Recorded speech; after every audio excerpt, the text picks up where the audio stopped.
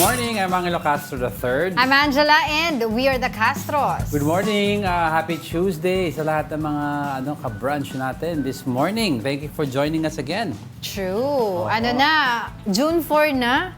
Bilis ang panahon talaga, no? Talaga? June na. June 4 na ba? June 4, bukas June 5. Oo, tama. Bakit? Paus ka. Bukas ako? Kumanta kasi ako eh. Hindi, tumatalon-talon ka ba? Tumatalon ng stasyon. Okay, let's go. Because we're serving you news in a countdown. Ikaw, tulog ka pa? All that before your second cup of coffee. This is Brunch.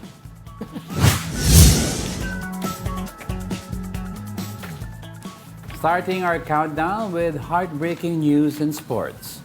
No podium finish for Alas Pilipinas in the 2024 ABC Challenge Cup for men after failing to survive host country Bahrain. Our national men's volleyball team sought redemption after the tough campaign opening loss to world number 32 China. But despite their valiant effort in the second set, Alas Pilipinas suffered a straight set loss at the hands of last year's silver medalist. They now set their sights on the classification stage.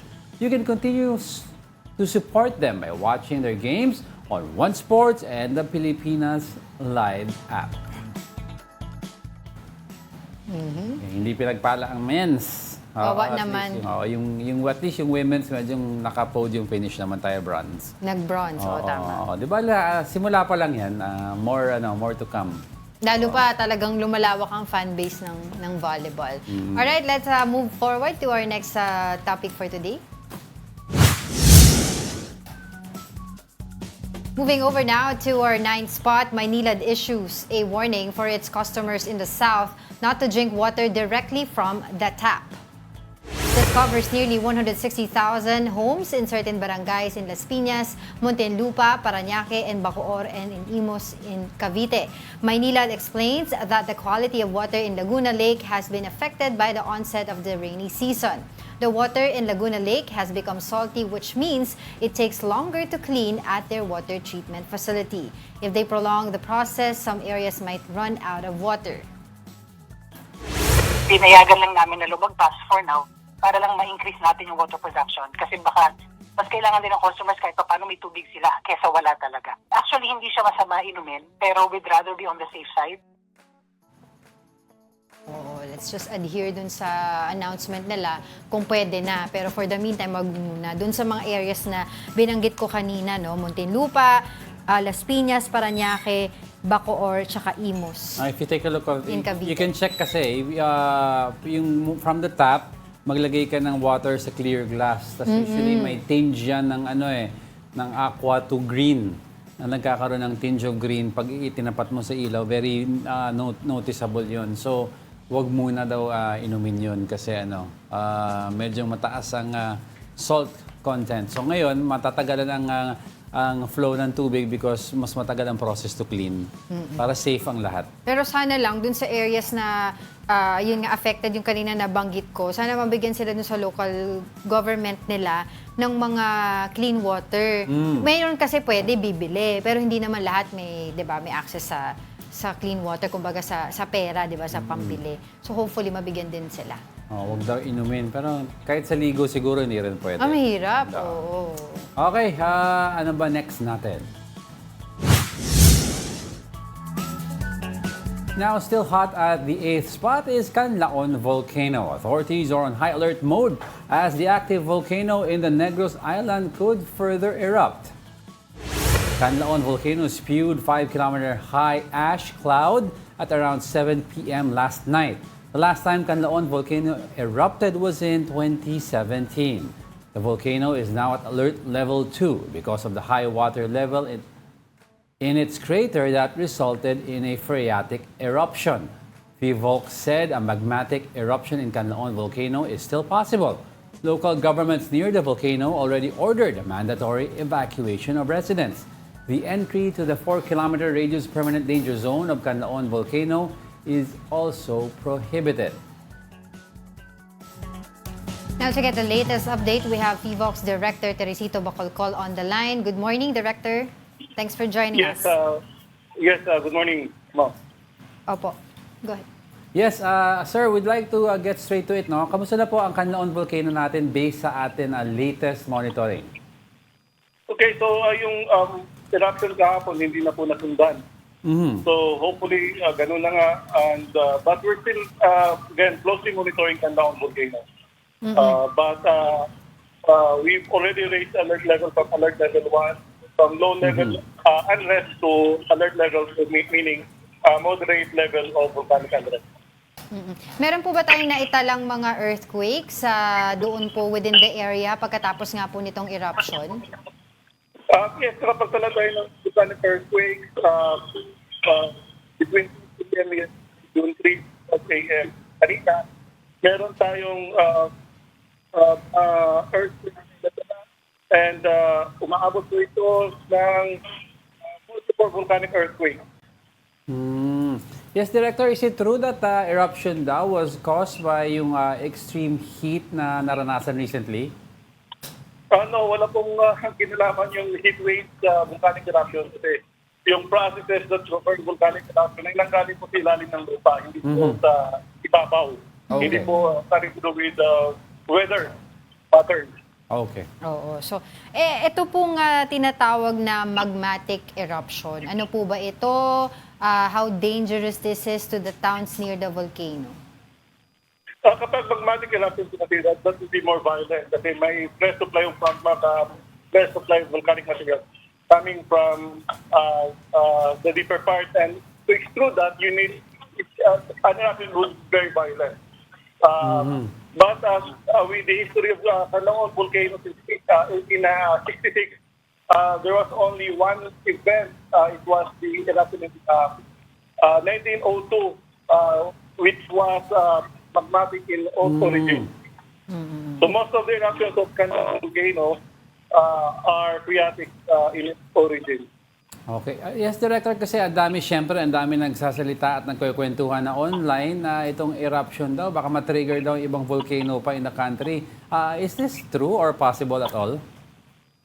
Hindi po, wala po kinalaman yung activity ng isang vulkan with the activity of other volcanoes. Independent po yung magka-member sila, hindi po yan magkarupto. But there is always also this possibility na pwede makasabay, but has nothing to do with one affecting the other. We have 24 active volcanoes. Okay. And there is always this remote possibility na pwede silang sabay. But hindi yan ibig sabihin na this was triggered by another volcano. Okay. I understand, the last time na talagang nag-erupt po itong Canlaon ay nung December 2017. At pero nitong 2020 talagang nakamonitor na po kayo dito sa mga volcanic activities ng Canlaon. Tama po? Yes, that's right. And in fact, since 2023, we already issued 5 advisory for Canlaon volcano, and the latest advisory that we issued was last May 26 after we recorded 24 volcanic earthquakes in a day. Normally, Canlaon volcano would only have 5 or less volcanic earthquakes in a day, but 24 volcanic earthquakes in a day is quite significant. Lastly, sir, Director, sa ngayon po, bumubuga pa rin po ng mga maiitim na usok doon sa area. Advice na lang po, mensahe po sa mga residente doon. Again, we advise na we remind people living around the volcano to observe the permanent danger zone, which is 4 kilometers from the crater of the volcano. So, huwag pong pumasok sa loob to minimize risk from sudden explosions like what happened yesterday, rockfall and landslide. We also remind people to wear face masks to protect from volcanic ash and volcanic gases. Ayun. Before we go, I'd like to take this opportunity, Director, just to ask, you said there are 24 active volcanoes in the country. Are we monitoring also na other possible eruptions na medyong aktibo pa ngayon na volcano? Yes, may monitor naman lahat yung mga 24 active volcanoes natin. And so far, 4 lamang out of the 24 active volcanoes are may alert level. Mayon Volcano, Taal Volcano, and Bulusan Volcano are on alert level 1. Okay. While Canlaon Volcano is on alert level 2. Okay. Thank you for that. And thank you for joining us this morning on Brunch, PhilVox Director Teresito Bacolcol. Thank you also for having me. All right, coming up, Why did the health department previously classify PPEs as commonly used supplies during the pandemic? Former Health Secretary Francisco Duque was grilled by House lawmakers about this. And what's next for Bamban Mayor Alice Guo after the Ombudsman placed her under preventive suspension? We're just getting started. More of our top 10 news when Brunch returns. Keep it here on One News.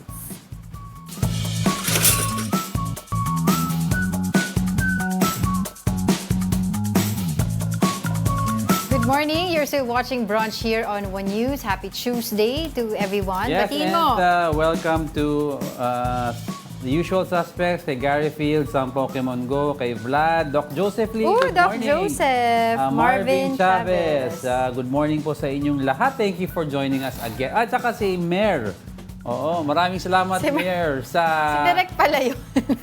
Si Elmer. Hindi, si Marvin Chavez. Si Marvin. Oh, maraming salamat sa special eggs niya. Oo. Okay. Alright, let's continue with our countdown. Naku po, literal na mainit-init ang nasa 7th spot natin dahil despite the rainy season, Guian Eastern Samar has experienced the highest heat index recorded this year. The heat index at Guian reached 54 degrees Celsius. This is considered as extreme danger level in which heat stroke is imminent. It was also higher than the 53 degrees Celsius heat index recorded in Iba, Zambales on April 28. Based on Pag-asa's forecast for today, Guian will experience the highest heat index today at 50 degrees Celsius. 44 other areas will also experience a danger level heat index, including Metro Manila. Mainit pero by Thursday magsisimula daw yung Giyan mga... pala yun. Kala ko Giwan. Ay, baka Giwan. Mali ba Hindi, ako? kasi pili ko ako mali. Kaya naklaro ko na. Pero feeling ko, 50 sabi degrees. nila by Thursday daw uulan Hindi, na tayo. alam mo yesterday, di ba? Giwan sa Supposedly mainit. Supposedly transition na to cooler weather kasi umuulan na. Ang init kahapon. Pumapalo ng 33, 34, 35. Pati yung hangin mainit. Pero sa gabi umuulan. Well, at least in our area. Oo, siguro kasi umuulan tapos titigil uulan so sumisingaw yung lupa. Right. Oo, so right after extreme heat mga kababayan, ang babantayan naman natin baha. Right. Ay nako, next. Coming in at the 6th spot, the suspect in the road rage incident in Makati will file a motion to quash or junk his murder case. According to the lawyer of Gerard Yu, his client's arrest was a violation of human rights due to lack of warrant. His camp adds that it cannot be considered a hot pursuit since no policeman witnessed the crime. The businessman was arrested last Wednesday after allegedly shooting a 65-year-old man along the EDSA Ayala Tunnel. Meron kaming teknikalidad na inaasahan kasi meron mga ruling ng Supreme Court na patungkol sa sinasabi nilang prinsipyo na illegal search and seizure o kaya principle ng hot pursuit. Apparently, they're justifying their arrest, their warrant of arrest on a crime has just been committed. We emphasize, has just been committed in their presence. Must be that way. So they must have personal knowledge of what happened. Well, his car was... Dinay niya talaga. I'm not a lawyer, di ba? And syempre may mga technicalities yan. But nakakalungkot naman if due to a technicality, magkakadelay itong kaso. Kasi, number one, nag-positive ka sa paraffin test. Number two, nagpalit ka ng plaka. Ikaw ang huling nag-drive ng car. Yung car mo was caught on CCTV. Di ba? And witnesses point to wala that... kang license to carry firearm. A witness point to that car na nakipag-gitgitan sa Innova nila. And aminado yung driver na yon, yung you, the guy, di ba? So siya yung driver. And then now they're going to because yung rights niya na violate. Someone is dead.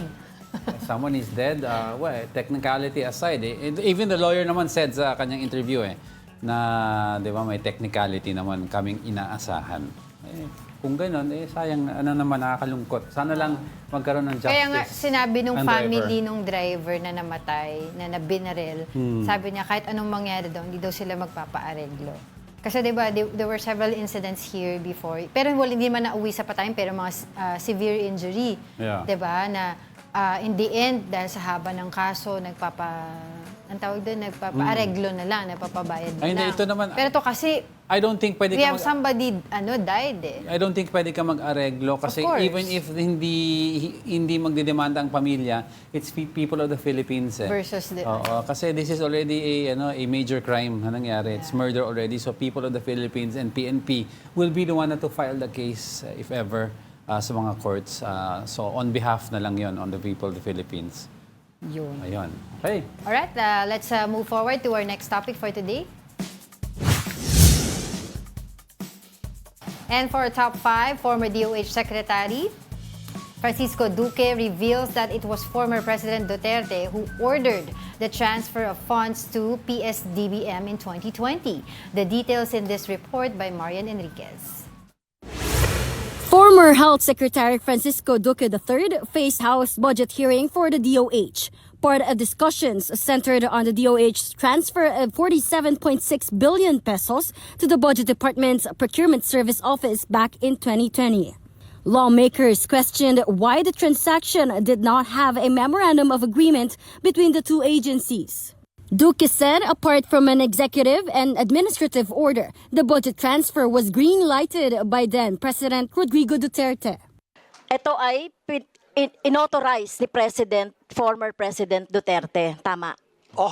In his public pronouncements, the transfer was done because of the public health emergency which he declared sometime in March. Ito po kasing decision na ito based on the recommendation of the IATF, NTF. I would like to reiterate that it is within my authority to effect the transfer because of the public health emergency where there were no enough CSEs, PPEs, and other COVID pandemic supplies. Representatives also questioned the move to classify PPEs or personal protective equipment as commonly used supplies. It's true that we had asked the GPPB if they could consider as common use supplies and equipment. The list of life-saving COVID-19 CSEs and other materials. So it was the PSDBM, or not the PSDBM, but the GPPB that eventually granted our request that And this that is be, in writing, yeah, I think Secretary? it is in writing. I will look into this, Madam Chair. I And think this could you is kindly submit in that letter writing. to the And- committee? Yes, Madam Chairperson. This did not convince Solicitor General Maynardo Guevara. Ang one legal question dyan ay makaklasify mo ba na commonly used items, yung mga gamit na yan to combat the pandemic, COVID-19. Can they be classified as commonly used items na po pwede mong ipasa sa PSDBM? So that's a very critical question. However, you can also argue that we are dealing with a pandemic. Probably the DOH felt that itong mga PPEs, yung mga test kits can be classified already as commonly used items in the context of a pandemic. So probably yun ang magiging legal issue, if at all that it will be questioned before a court of law. The House committee hearing now opens up Duque to further scrutiny after the Office of the Ombudsman filed graft charges against him and former Budget Undersecretary Christopher Lau last month for the said transfer of funds and procurement. The former health chief is currently appealing the graft charges. The Committee on Appropriations, meanwhile, will continue its hearing on June 13. For News 5, Marian Enriquez, we are One News. Kasi the word commonly used items, kung itatag mo during a regular a regular day, a regular year na walang pandemic. Not pandemic. It is not a commonly used item. But during the pandemic, it was a commonly used item, especially by our frontliners. So it was a necessity. So that's why the DOH had requested na gawin na commonly used item ang PPE. Just like yung mga ibang gloves natin, the face mask na ginagamit ng mga frontliner. Those are commonly used items. Shield. During a pandemic. So yan ang sinasabi ni Solgen Menardo Guevara na baka yun ang pwedeng maging argument ng DOH. Tsaka yung sinasabi din, 'di ba, final nga ng ombudsman, itong si former Health Secretary Duque and others regarding nga dun sa pag-transfer ng fund. Kasi although ginigiit nga ni former Secretary Duque na legal naman daw yung kanilang pamamaraan, pero ang sinasabi kasi ng ombudsman,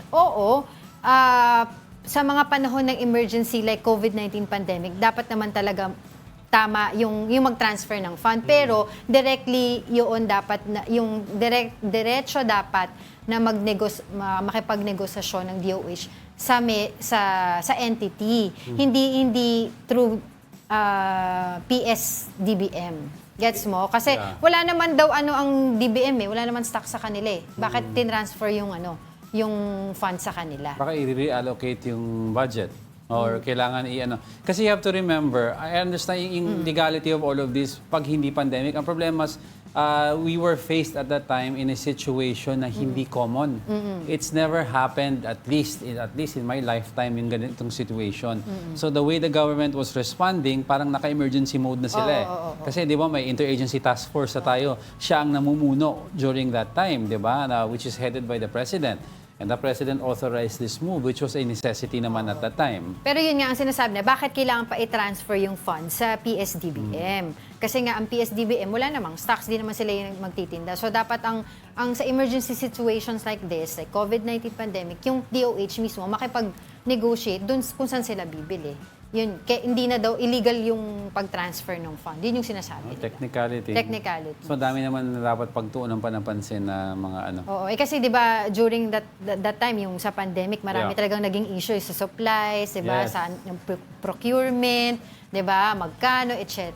Talagang naging issue dahil at that time hirap na hirap yung mga frontliners natin, yung mga doctors and nurses sa pagkuha, di ba? To the point na nakita natin yung iba, yung garbage plastic na lang yung ginagawa nilang PPE. Pati yung gloves minsan nagka-cut out na lang sila from mga garbage bags para at least may magamit tapos binibenta ng rubber band. Tapos may mga nag-donate, gumawa ng sariling mga face shield, 'di ba? At nag-donate sa mga frontliners kasi wala talagang magamit at that time. Okay, abangan natin yung magiging development ng issue na yan dahil magkakaroon pa ng next hearing by June 13, tama ba? If I'm not mistaken. Okay. Right, what's next? Sizzling at the fourth spot is Ukraine President Volodymyr Zelensky. He made a quick visit here to the Philippines yesterday to meet with President Bongbong Marcos. Clad in black polo shirt and military pants, Zelensky went to Malacanang to invite Marcos to the Global Peace Summit for Ukraine in Switzerland on June 15. Marcos pledged that he will attend the summit that aims to form a resolution in ending the war between Ukraine and Russia. Zelensky also thanked Marcos for the Philippines' support for Ukraine when Russia attacked them in 2022. Before he left the Philippines, Zelensky asked Marcos to send mental health workers to Ukraine for their soldiers. He also announced that Ukraine will establish an embassy here this year. So much of your big word and clear position about us, about this Russian occupation of our territories, and thank you on your support on in your nations with your resolutions. Alam mo si Zelensky initially, people were in Ukraine at least during the elections were laughing when he ran kasi for former presidency. actor siya. Not only that, he was also a comedian, di ba? So parang they always saw him making fun of things, very very light. And it turns out pa when push comes to shove during the supposed invasion of Russia or annexation sa Ukraine, he maintained a tough stance against Vladimir Putin. Hindi siya natakot, hindi siya nagpatinag. And nag-trickle down ang bravery niya to his soldiers, especially yung Air Force niya, which the Air Force kasi was critical in fending off yung advancements ng Russia because diba nagkaroon sila ng yung famous unknown pilot ng Ukraine, yung naging hero pilot, yung ace pilot nila who ang dami daw pinatumbang aircraft because they responded to how brave he was daw as president. And tapos until now though, ang problem is of course medyo may mental fatigue na daw yung mga soldiers nila holding the front lines of Ukraine, preventing... Kaya he's asking us to send more mental health workers. Kasi ang tagal nobody expected this would drag on for long. Even Vladimir Putin ng Russia, President Putin, never expected na ganito kahirap ang pagsalakay niya sa Ukraine. Sa Ukraine because ang Ukraine hindi kumbaga hindi nang back down. Yun ang nila doon. Pero yun nga, biglaan ito yung pagbisita niya dito sa atin sa Philippines at ang kanyang courtesy call kay Pangulong Bongbong Marcos that he wanted to talk to him during his speech sa dialogue, keynote speaker siya doon sa Singapore. Pero hindi magtugma yung kanilang schedule. So pumunta na lang siya dito sa Philippines. Kaya sabi nila cool ni President Zelensky, naka-fatigue at lahat, diba? Oo, casual But you say it's always been like that No, if you're in a state of war, the leader of the country that is faced in war is allowed to wear fatigues and break sometimes protocol ng ibang country as commander-in-chief because they are in a state of war. Diba? Parang yung flag natin, pag naka-state of war in Philippines, nagiging red over blue. So parang inahalin tulad din niya yung Pilipinas, yung Ukraine sa Pilipinas, 'di ba? Over ang Ukraine sa Russia, malaking bansa, ang Pilipinas, ang malaking bansa sa China. Kaya sabi niya parang nakikita nga daw nila yung yun nga yung pagkukumpara doon sa atin sa Ukraine.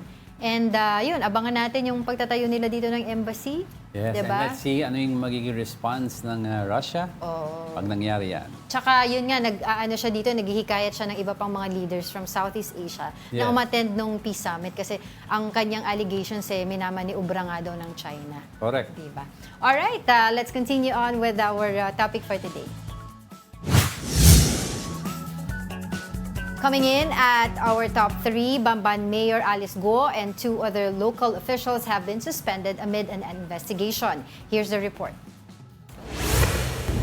Controversial Bamban Mayor Alice Go is now facing several complaints. These include grave misconduct, serious dishonesty, and gross neglect of duty in connection to the supposed illegal operation of Pogo in Tarlac.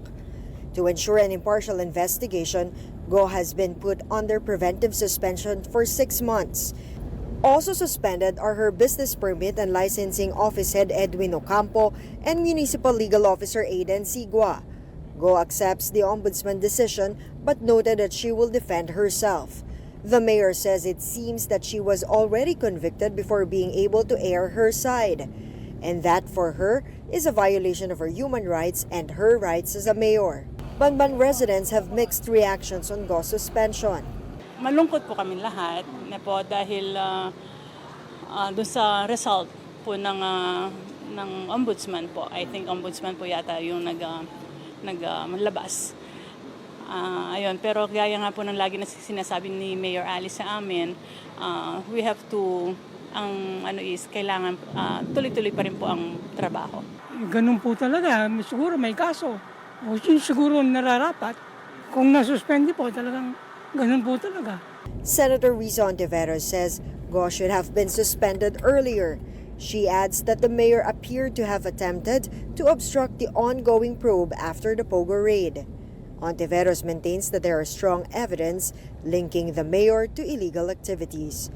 For News 5, Ria Fernandez, We Are One News.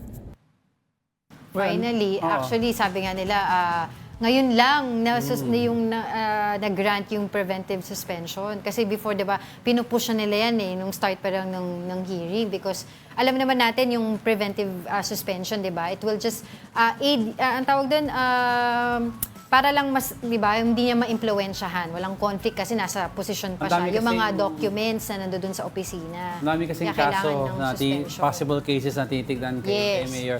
And may nag-testify na rin, di ba, na yung mommy na sabi ni Senator Gatchalian, na supposed mommy, biological mother ni Mayor. Wen Yi. Hindi daw yun ang mommy. Hindi daw Ano lang, business partner lang daw talaga ng daddy niya. But I don't wanna see kung anong information meron si Senator Gatchalian at paano niya nalaman na biological mother yon. Does he have any DNA sampling? Hindi, sabi niya possible. Allegation lang, wala pa naman. Kasi parang ang medyong malabo yung lumabas sa report na may DNA evidence that would prove. So hindi daw kasi, so ang mami daw talaga ni Mayor, si Alice Lial. Amelia Lial, sorry. Amelia Lial. Pero hindi pa natin alam kung nasan siya.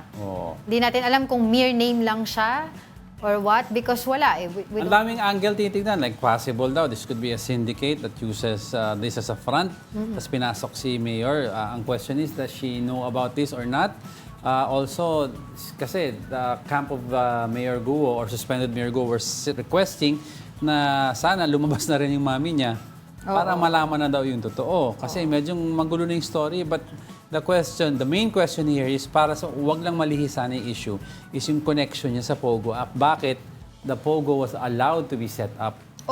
And no kasi meron daw provisional license sila doon. Kaya siya nagbigay ng mayor's permit. Tsaka yung Pogo doon pa is involved in in hacking. In several hacking incidents dito. Actually, they're also checking if there's a possibility na may link din itong Pogo sa Bamban doon sa nangyayaring human trafficking and online scamming sa village naman sa Parañaque. So they're also checking that possibility. Impossible link daw. Yun yung mga kaganapan ngayon kay Guo. Pero sabi nga niya, lalaban siya, di ba? And then nakita naman natin sa report kanina, yung ibang mga residente na, syempre pinagtatanggol siya, nalulungkot dito sa turn of events. Pero it is just right na magkaroon ng preventive suspension sa kanya dahil nga siya yung mayor dun iniimbestigahan siya and then there are a lot of documents na maaring, hindi naman tayo nagbibintang, pero di ba, it's just SOP. Yeah, I think right now they're checking tax evasion charges kasi SEC. Based sa lifestyle na nakikita kay Mayor Guo, pero yung declared income versus yung tax na binayaran versus yung debt tsaka yung business, kulang talaga ang taxes na binayaran niya. They're also checking out yung possible issuance ng mga permits na hindi pala, supposedly bawal pala magtayo ng Pogo sa area na yun. Nag-issue ng permit. Ano naman ang liability ni Mayor dyan? And they're also checking in kung may falsification of documents sa SEC nila Aside from SEC, yung pag-apply sa passport, sa birth, kung meron siyang kinalaman dyan, di ba? So, and of course, sa COMELEC, di ba, she filled out an application. They want to check kung talagang nagsabi siya ng totoo sa application or she perjured the application. So marami titignan dyan para sa mga in aid of legislation di ba? Tsaka yung bigger picture, kailangan din natin makita, di ba? Kasi sabi nga natin, doon sa Bamban Tarlac, sabi ng governor, matagal ko nang pinagbawal yung Pogo 2021 2021 tas 2022 naging mayor si Alice doon, 'di ba? So ayan yung mga issue na dapat tignan yung bigger picture nga. Kaya in aid of legislation bago tayo mag-gap, aside from yung Pogo titignan nila yung pag-file ng from civil register to PSA. How can we amend the law about that? Kasi ministerial lang ang PSA. Sa DFA, ministerial lang pagtanggap ng authenticated document. For passport. Sa COMELEC, ministerial din ang pagtanggap. So if there's a way, we could make it stricter para to avoid situations like this. Tsaka ganyan, di ba? Yung lisensya mo sa PAGCOR, yan ang mga tignan mo din. Wala na lang ang Pogo. Internet gaming license na. Ay naka! Okay, don't go away because we're not done yet. May dalawa pa tayo. Stay with us.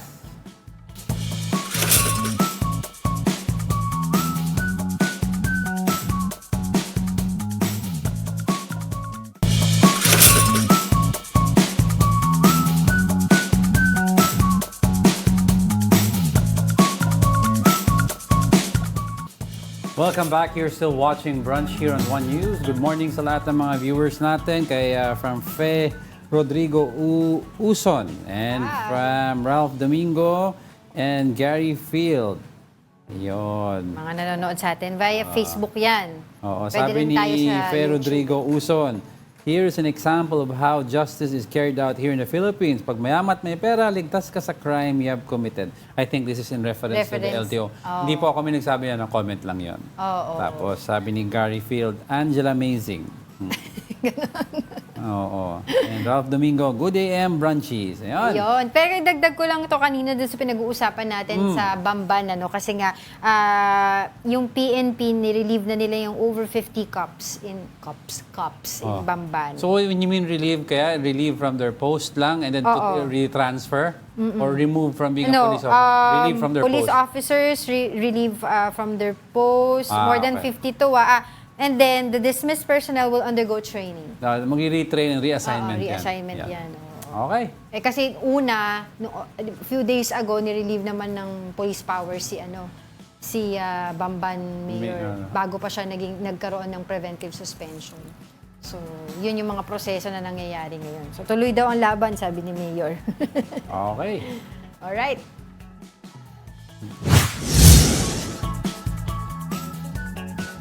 Heating up on our second spot, the Marine Aviation Support activity between Philippine and U.S. Marines kicked off on Monday.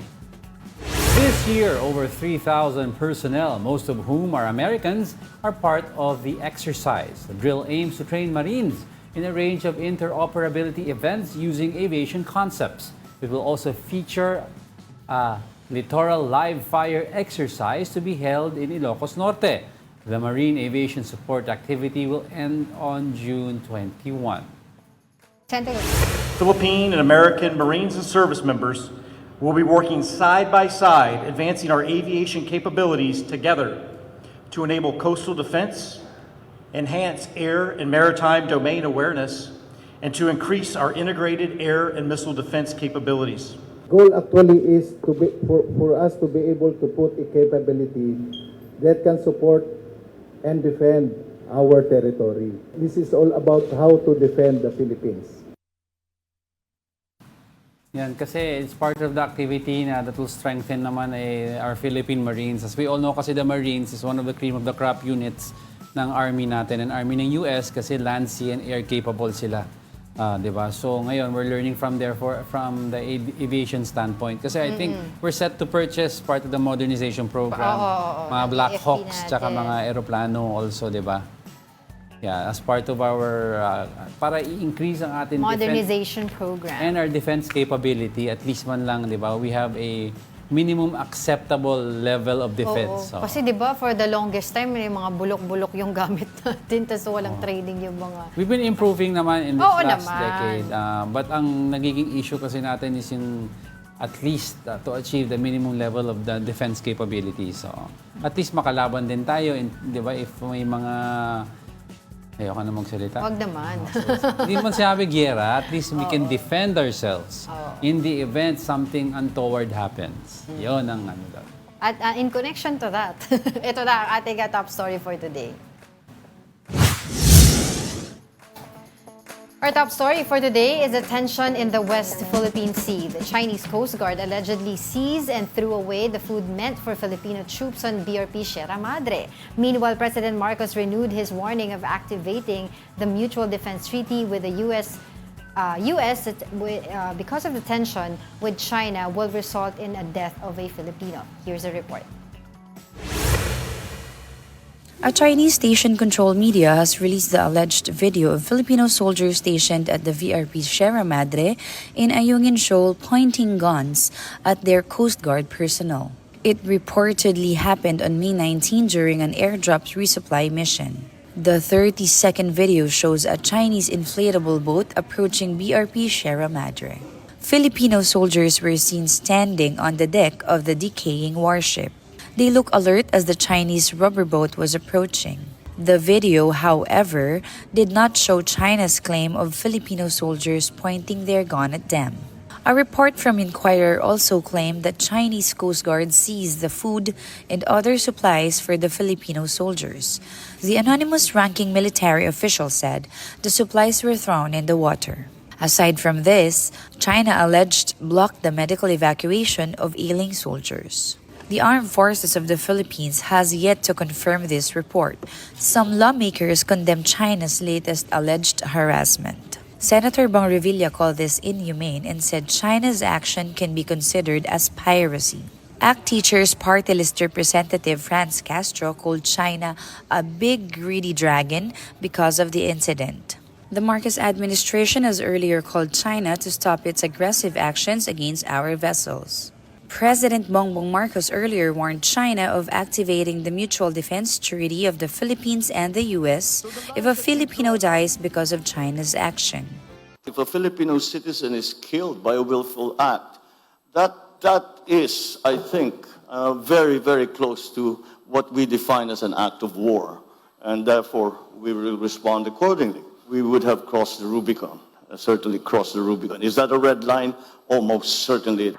But U.S. Defense Secretary Lloyd Austin said it would be better to avoid scenarios in which they have to activate the treaty. Let me begin by saying that our commitment to the Mutual Defense Treaty is ironclad. No questions, no exceptions. Ironclad. I won't speculate on any hypothetical situation. What I would say, though, is that what we are doing and what we continue to try to do is to make sure that that doesn't happen. Let's further discuss this matter with Professor Aris Arugay. He is the chairperson of UP Diliman's Department of Political Science. Good morning, Professor. Thanks for joining us today. Good morning. Thanks for having me. Of course, syempre, ang unang tanong dyan ano po sa tingin nyo itong sinabi po ni U.S. Defense Secretary Lloyd Austin sa kanyang statement about invoking the Mutual Defense Treaty. And do you think ito pong U.S. is kind of backpedaling about it? Dahil base po dun sa naging sagot niya during the dialogue in Shangri-La, in Singapore rather. Oo, napanood ko yung speech ni Secretary Lloyd Austin. Yes. Malinaw naman doon that he continues, and this has been the position of the United States, na ironclad yung commitment ng United States sa defense of the Philippines in case the Philippines wants to invoke the Mutual Defense Treaty. Kaya lang kasi, similar to the speech of President Marcos, basically, no one wants war and outright conflict. No? Wala yan sa interes ng kahit sinong bansa. And therefore, what is important is that the Philippines and the U.S., together with other allies, build credible deterrence so that the use of force will not become a scenario. Kaya yung sinasabi ng ng Chinese Defense Minister, no, in the Shangri-La dialogue, that what the Philippines is doing is creating or forcing scenarios. Medyo ang sinasabi nila that if they're accusing the Philippines that tayo yung gustong magsimula ng gulo. But hindi rational yon, no? There is no rationality behind that because first and foremost, malaki yung power asymmetry between China and Philippines. Why would we dare start conflict? Provoke. Yes, so ang importante sa atin is that we, and President Marcos said that the Philippines has peace, and we, in our constitution, we denounce the outright use of military force as an instrument of foreign policy. However, that doesn't prevent us from building our defense systems, building credible deterrence, so that if worse comes to worse, we're prepared to defend our national security. Yes, Prof, I'd like to touch a little on yung Mutual Defense Treaty natin. No? Of course, ang sinasabi nila is if for it to be activated, we have to invoke it. But what constitutes an act of war on the Philippines for the U.S. to respond? Kasi very vague ang pag-determine kung ano yung act of war. When Secretary Lloyd Austin says, di ba, as much as possible, we will avoid it. So what is the act of war that needs to happen for the treaty to be invoked? Right. Remember, the treaty was signed in 1951. Back then, iba yung mundo. Iba rin ang notion of warfare. No? Back then, it was still the conventional interstate warfare, meaning state to state. And conventional warfare means that both countries, yung warring parties, will have to declare war. Sa atin kasi, medyo mahirapan tayo because not only do we denounce force, But if push comes to shove, the power to declare war rests not on the executive but on Congress. No? On the other hand, if we're going to invoke the Mutual Defense Treaty, that means the country is under threat. But you're correct, no?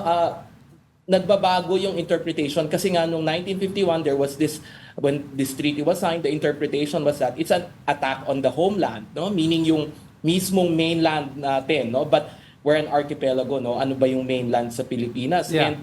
And nag-evolve na yon to the point that there are now pronouncements very recent over the years that this constitutes any part of the territory and perhaps any part of even maritime zone of which the Philippines has sovereignty and sovereign rights with, no? Yung pag-expand na yon, it's a product of the changing context, no, of the Philippines and its changing strategic scenario.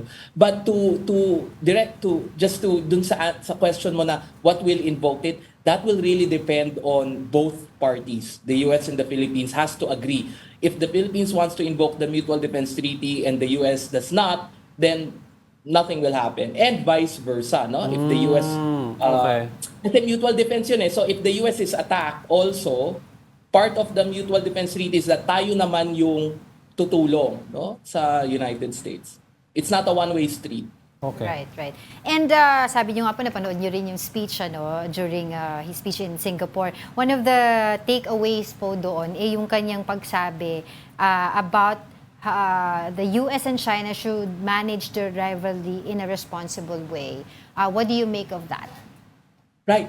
I think yun yung gustong maging role, no, ng Pilipinas and under President Marcos. Yeah. No, he mentioned that ang problema po kasi pag nag-away po itong US and China, sabi nga nung isang African proverb, if elephants fight, the grass gets trampled. No? Yeah. Unfortunately, tayo po yun, no, together with all other non-superpower countries in the region. So it is not in the interest of both US and China to be in conflict with one another, pero mas matindi yung magiging losses sa atin because we're small and middle-sized country. So therefore, I think trabaho ng Pilipinas together with other countries to remind the US and China that our part of the world is not merely a theater of conflict, no? At hindi dapat tayo gamitin na pawns, no, in their larger game.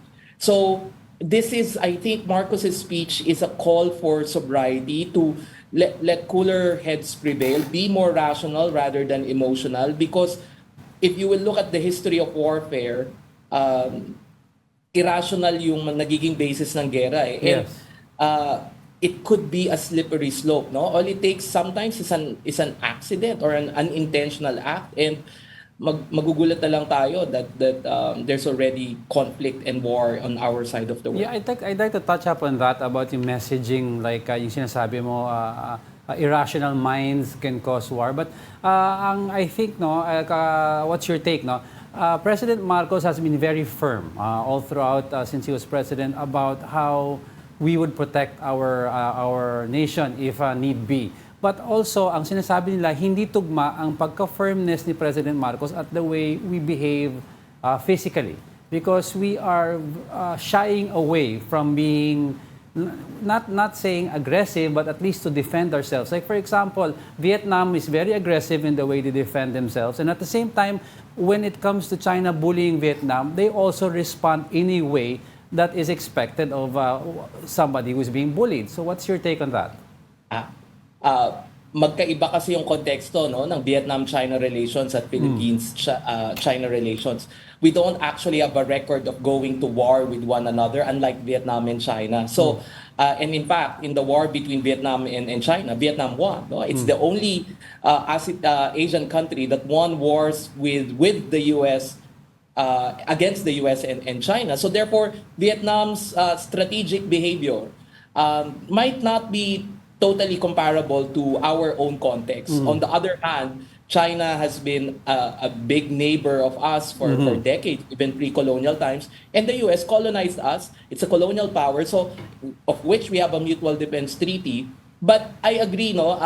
I think what is important is that the Philippines finds the right balance of not being provocative, but at the same time, no, being able to stand its ground. The previous policy of being accommodationist, being defeatist, giving China everything it wants, obviously did not work for us. Kasi binigay na natin sa lahat, sa China, nagpikit mata na tayo sa ginagawang harassment, sa mga fishermen natin at Coast Guard, naging mabuting neighbor tayo, and yet, during the previous administration from 2016 to 2022, China's aggressive and bullying behavior has not changed. So, ano pang kailangan natin gawin? Maging vassal state na lang? Parang ganun ba? That's yung defeatist policy na yun obviously does not work. And I think the Marcos Jr. administration, sabi nila, well, if we gave everything to China already, it doesn't work. Maybe if we stand up, maybe China will respect strength, will respect being able to say na, teka muna, mukhang umaabuso na kayo. Pero, let diplomacy continues. Hindi naman ibig sabihin na we won't talk to them, we won't communicate to them. But we have to stand when our interests are being undermined. We have to stand up.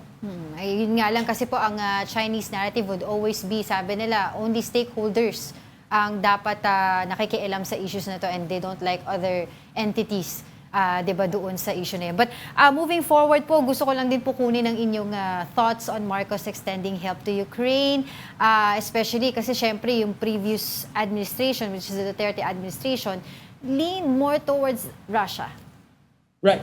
Yeah. In fact, I think that was the main rationale kung bakit pumunta si Zelensky dito. And if you notice, it was really abrupt and sudden kasi they could have met on the sidelines of Shangri-La dialogue. Kaya lang umuwi na si PBBM and Zelensky in fact was a late addition to the lineup of speakers in the Shangri-La dialogue. But I think I think the Marcos Jr. administration is correct in being able to diplomatically receive and even commit to peace kasi yun yung gusto natin no? We don't want war on any part of the world because unlike other countries, 10% of our population are overseas. Kahit saan magkaroon ng gera around the world, apektado tayo given we have Filipinos. And finally, we cannot really ask for help from other countries to help us preserve peace and stability if we don't help other countries. At the moment, Ukraine needs help,